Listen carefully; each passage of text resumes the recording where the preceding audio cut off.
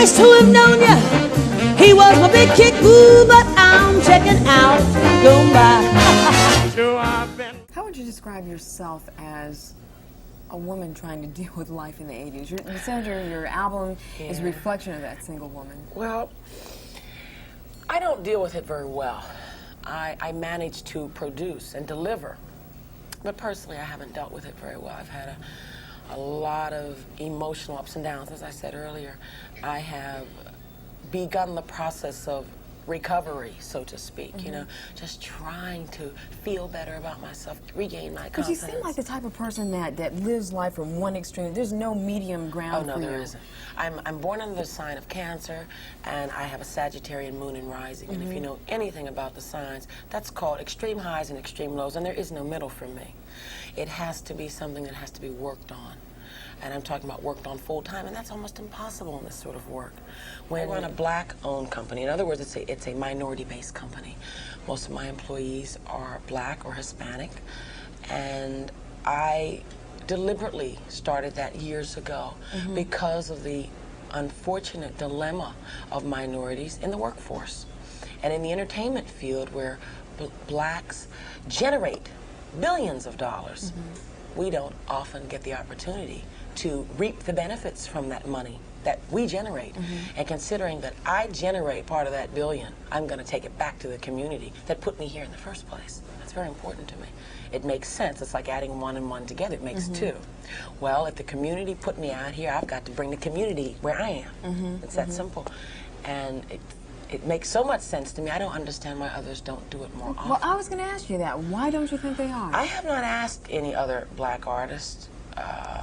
I don't know. I have witnessed other artists. I look at Tina Turner, and I have asked the company about her staff, and I know she has no black people on her staff, excluding one guy, I think, who takes care of her costumes and all. Diana Ross, I don't believe she has many blacks on her staff. I have seen her tour book and all, and you see photographs, unless they all stayed home the night they took the pictures. I don't know. But I think it stems from the stereotypes from days past. And I remember when I first got in the business, all of the managers, the big guys came around, and I took my time. I was not in a hurry to do anything, and they were very peeved by that attitude. They knew I wasn't being conceited, but it's just that I wasn't in any hurry. I was making a decent living doing nightclubs. I just didn't understand what management meant, and I don't like to sign contracts. I knew enough from working as a secretary in legal services that once you put your name on that piece of paper, you are bound and gagged, and I don't like that. I like to be bound by my word, and those people who have worked with me over the years know that my word is my bond, and I don't go back on that. All right, peace, y'all. Peace, peace, peace. So in this video, I'm going to be doing a Patreon request from one of my Patreon subscribers. They asked me to do a clip on Phyllis Hyman. All right. Now, some of you may or may not know who Phyllis Hyman is. She was a 70s soul singer that actually made her mark in the music business with her strong, boisterous, powerful vocals. All right. Phyllis Hyman, in my book, was a very, very talented woman, and pursued her career, right? And definitely made an impact in the music business. All right. Now, as I say, I'm going to be very respectful to the situation of Phyllis Hyman. You know, to her friends and family that are associated to her. But I did find some very interesting things in her story, and I'm going to be pointing these out. All right. So yeah, Phyllis Hyman was actually born on July 6, 1949, all right, in Pittsburgh, Pennsylvania, to her father, Philip Hyman, who was actually a World War II veteran, and her mom, Louise Hyman, all right, who was a waitress at a nightclub. Now, Phyllis Hyman was the oldest of out of all of her siblings, all right? But I truly believe she was inspired to sing by hanging out with her mom at these nightclubs, okay? Because back then, in those days and times, jazz was heavily influenced at nightclubs. This is where people would go and hear music and, listen to music. This was a form of entertainment. So with her mom working there, maybe she picked up on the trait and wanted to become a singer, all right? So she started singing at an early age, all right, but got her first shot while attending Carrick High School from her musical teacher, David Tembury, all right, where he offered her free vocal lessons, all right, after class, okay? So she would go, do her regular classes, and then, I guess he noticed that she had a strong, powerful voice, and he offered his services to give her free vocal lessons, okay? And it paid off, it paid off to the point where she was offered a scholarship to Robert Morris Business College, all right? But, she didn't decide to finish, so she only went for 1 year, all right? And, after that, she dropped out and went to pursue her career in music, okay? Now, after college, she had went to Miami to gain some exposure, right? To get her feet wet in the business, okay? And during this time, she had joined some groups, all right, that would, allow her to, be somewhat of in the business, okay? Now, she joined one of the 4 groups, which was Sounds of Ebony, okay? Another was New Direction, all right? All of the People, and Hondo Beat, okay? Now, during this time, I'm pretty sure she had writers, people writing for her and composing her music, okay? Didn't mention too much in her story if she wrote any of these songs, all right? So there's going to be a few songs that I mentioned or showed you guys that, it may not have been her writing these songs, all right? But Phyllis Hyman actually became overly ambitious, okay, and wanted more out of her career, okay? She wanted to be the star, okay? She didn't want to be in the group anymore. She wanted to be the star, all right? And in 1975, she moved to New York and started her own group, which was called Phyllis Hyman and the PH Factors. And then I decided to put my own little band together, and I began... See, one of the thing that I was mainly concerned with was being a businesswoman. I wanted to be a rich, black, powerful businesswoman, single, no husband. They say, be careful what you ask for. I could go for the kids and the husband today, but being a businesswoman was very important to me. And so what my plan was, since people were paying to hear me sing, ding, they're paying for this. Put your own group together, leave the other group where you're getting a salary, be in charge, run everything, you'll make all the money. So this is what I did. Okay, so you see there, she decided to move to New York and, form her own group so that she can make more money. All right, so while she was doing this, she was performing at Chitlin circuits and, performing at clubs and, making rounds so that she was able to pay her bills. All right, and it worked for her. It worked out for her. But funny thing is, during this time, she had an opportunity to record her first single, which was called Leaving the Good Life Behind. All right, now, if you guys pay attention to that title, all right, that's not a play on words. That's actually what took place, okay? Leaving the good life behind, all right?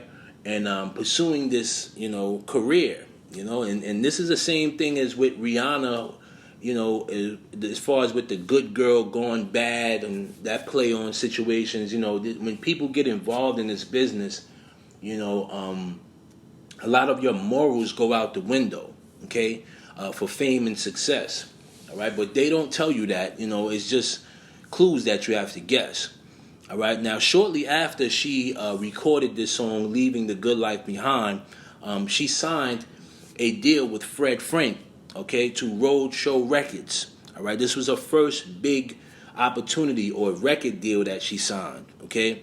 But she really didn't get her feet wet until she met Norman Connors, all right?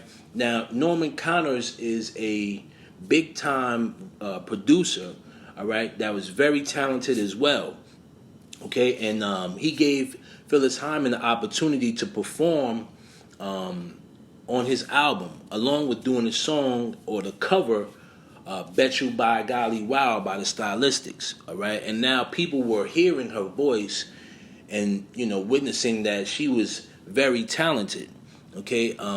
So much so that she signed a deal under the same label as Norman Connors to Buddha Records, all right? And released her first debut album, okay, which was titled Phyllis Hyman. Now, her first album didn't do so well, okay? It wasn't gravitating to the general public. People weren't gravitating towards it, all right? Because she was more of a new artist.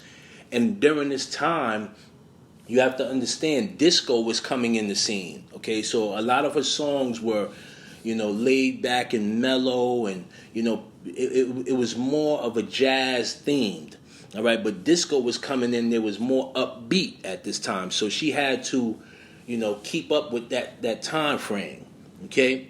So now, after she signs the deal with Buddha Records, okay, Clive Davis comes into the picture, and Arista actually buys out Buddha Records, okay?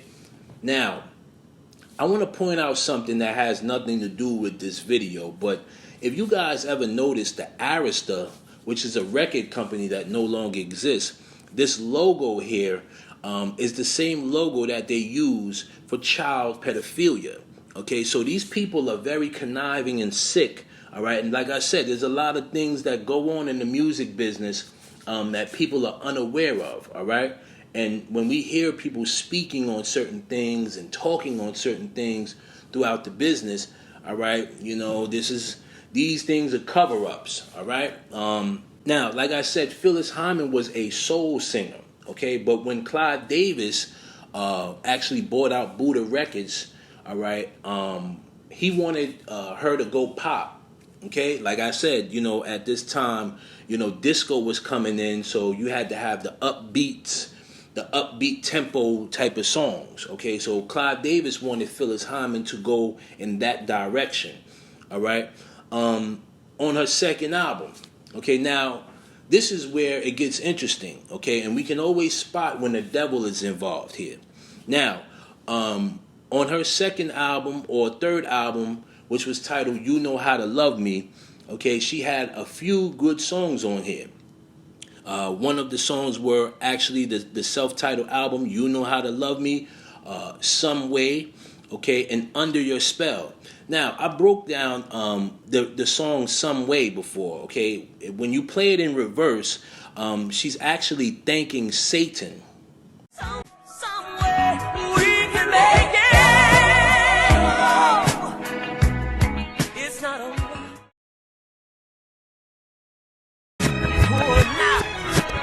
What I see.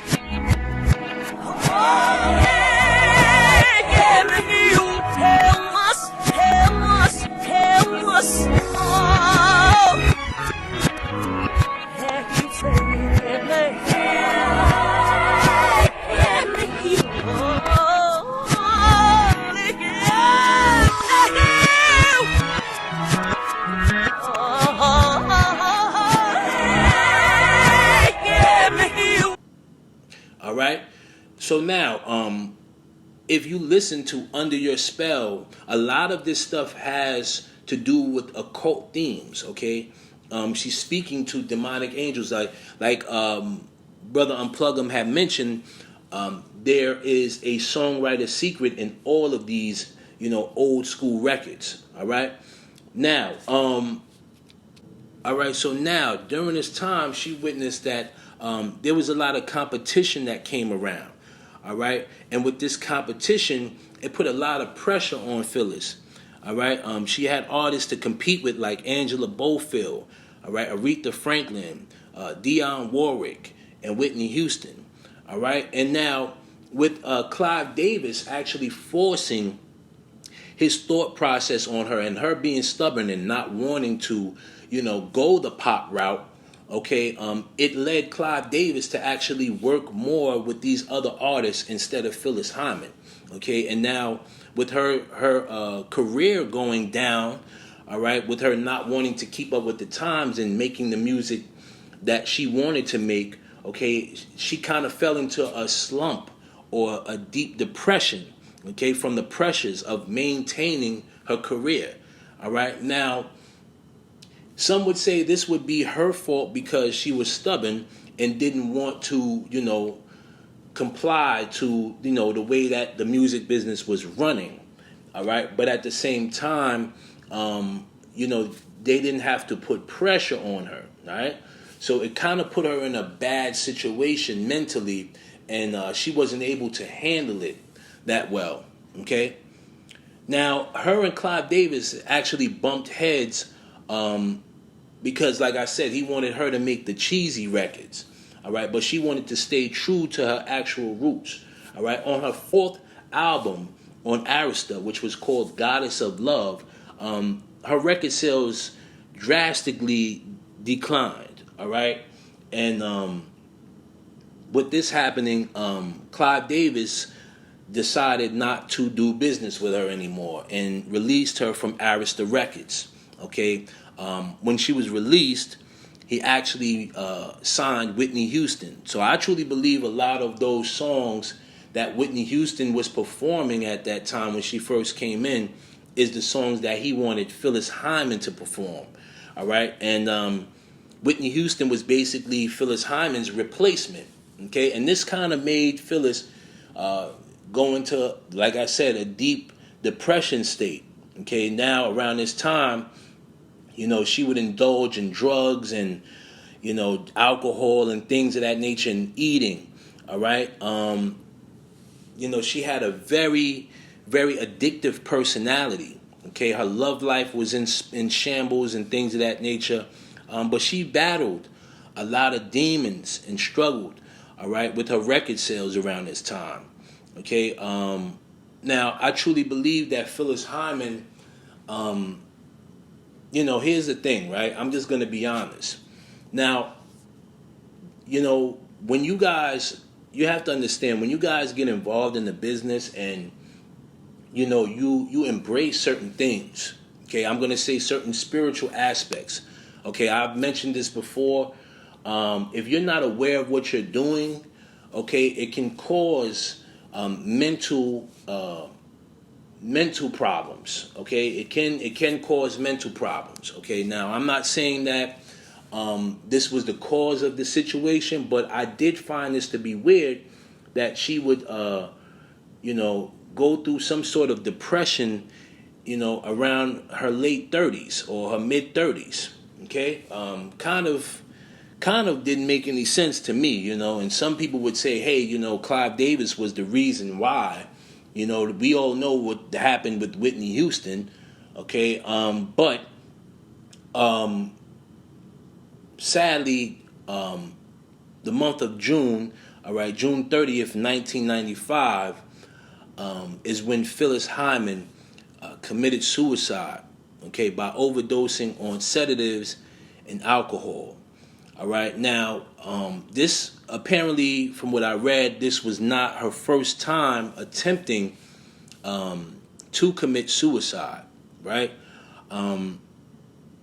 But I found it to be very weird the first time she tried to commit suicide and she was rushed to the hospital before she died. She was very happy to have not died. Okay, so this lets you know that there was some type of spiritual warfare going on there. Okay, because, people that deal with depression, okay, if they're mentally going through certain things, they're not going to be happy to be alive. All right. It's just, to me, it didn't sound right, didn't seem right. I'm not putting any conspiracy theories on there. If you guys read, they said that she had passed away due to a breakup. Okay, with her love life being in shambles and things of that nature, which I truly believe that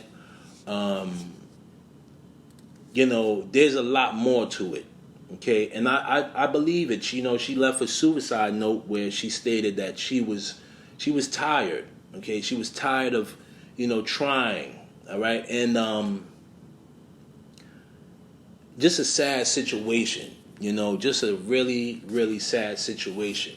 But in my personal opinion, like I said, I really truly think that there was some type of spiritual warfare going on here. Okay. Now, were there insurance clauses on artists back then? No, there weren't. So it wouldn't be a reason for any executive to take her out for financial gain. But if there was a way for her to be replaced, okay, that would put pressure on her. Okay, that would put a lot of pressure on her. All right, and like I said, she went through a lot of stress being involved in the music business. Okay. So yeah, guys, I hope I broke this down for you guys in clearest form.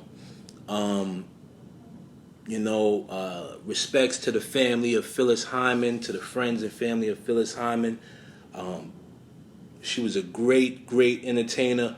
Lovely, lovely voice. A lot of our favorite rappers have sampled some of her music. She's done great things while she was in the music business. All right, so long live Phyllis Hyman, and I'm gonna get to some more videos for you guys, more Patreon requests. Peace and blessings, y'all.